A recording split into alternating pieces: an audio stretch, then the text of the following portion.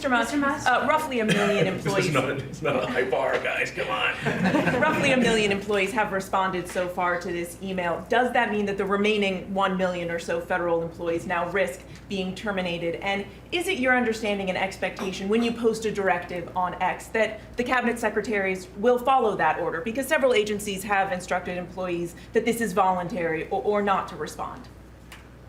Yeah, well, I mean, so I guess it was like last week, the president encouraged me via Truth Social and also via phone call to be more aggressive. And I was like, okay, yes, sir, Mr. President, we'll indeed do that. The president is the commander-in-chief. I do what the president asks. And I said, can we send out an email to everyone just saying, what did you get done last week? And the president said yes, so it did that. We got a partial response. We're going to send another email. But our goal is not to be capricious or unfair. We want to give people every opportunity to send an email. And the email could simply be, what I'm working on is too sensitive or classified to describe. Like literally just, that would be sufficient. I think this is just common sense. And what is your target number for how many workers, employees you're looking to cut total? We wish to keep everyone who is doing a job that is essential and doing that job well. But if the job is not essential or they're not doing the job well, they obviously should not be on the public payroll. Mr. President, I'd like to add, wait a minute, wait. I'd like to add that those million people that haven't responded, though, Elon, they are on the bubble. I wouldn't say that we're thrilled about it. They haven't responded. Now, maybe they don't exist. Maybe we're paying people that don't exist. Don't forget, we just got here. This group just got here. But those people are on the bubble, as they say. Maybe they're going to be gone. Maybe they're not around. Maybe they have other jobs. Maybe they moved and they're not where they're supposed to be. A lot of things could have happened. I wouldn't say that Biden ran a very tight administration. They spent money like nobody's ever spent money before, wasted money. The Green New Scam, all of the different things they spent money on. And you've seen that. We've seen that with some of the things that I read in speeches. I read them and people can't believe when I read them.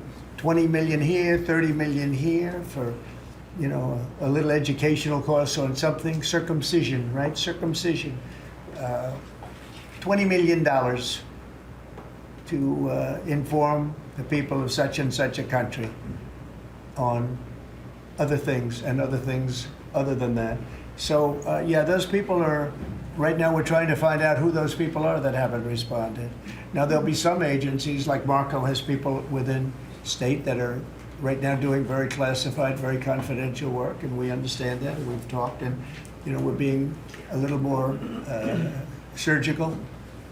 And Marco's doing a lot of things himself. And some of the secretaries we're going to be going to them. We're going to be talking about it today. We're going to ask them to do their own dirge. In other words, they'll look in their group, and I spoke with Lee Zeldin, and he thinks he's going to be cutting 65% or so of the people from environmental.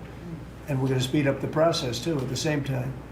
You had a lot of people that weren't doing their job. They were just obstructionists, and a lot of people that didn't exist, I guess, Lee, too. You found a lot of empty spots that the people weren't there.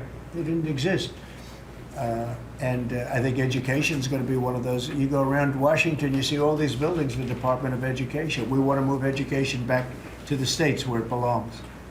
Iowa should have education. Indiana should run their own education. You're going to see education go way up. Right now, we're ranked at the very bottom of the list, but we're at the top of the list in one thing: the cost per pupil. We spend more money per pupil than any other country in the world, and yet it's Denmark and Norway, Sweden, and I hate to say this, and we're going to get along very well with China, but it's a competitor.